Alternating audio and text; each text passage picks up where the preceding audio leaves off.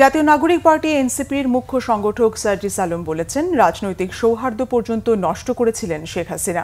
অন্যদিকে বিএনপির স্থায়ী কমিটির সদস্য সালাউদ্দিন আহমেদ বলেছেন, গণতন্ত্রকামী সব দল একসঙ্গে ফ্যাসিবাদী শক্তির বিরুদ্ধে কাজ করতে হবে।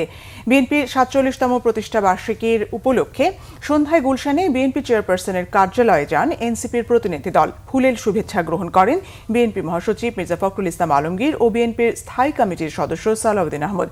এনসিপির প্রতিনিধি দলে ছিলেন সার্জিস আলম, সামান্তা শারমিন ও আরিফুল ইসলাম আদিব। পরে সাংবাদিকদের কাছে সার্জিস আলম বলেন, সব দল একসাথে আগামীর বাংলাদেশ এগিয়ে নেবে। আর সালাউদ্দিন আহমেদ বলেন, একদলীয় শাসনের অবসান ঘটিয়ে বহুদলীয় গণতন্ত্র প্রতিষ্ঠা করেছে বিএনপি। ভালো রাজনীতি দিয়ে গণতন্ত্র বিরুদ্ধ অপশক্তিকে পরাজিত করবে বিএনপি।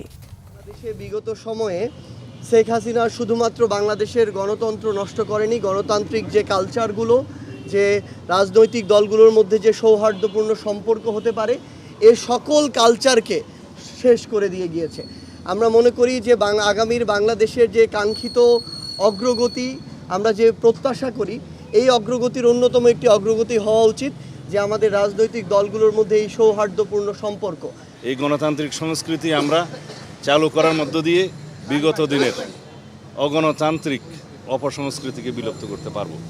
আমরা ভালো রাজনৈতিক আদর্শ প্রতিষ্ঠার মধ্য দিয়ে ফ্যাসিবাদী রাজনীতিকে বিলুপ্ত করতে পারবো।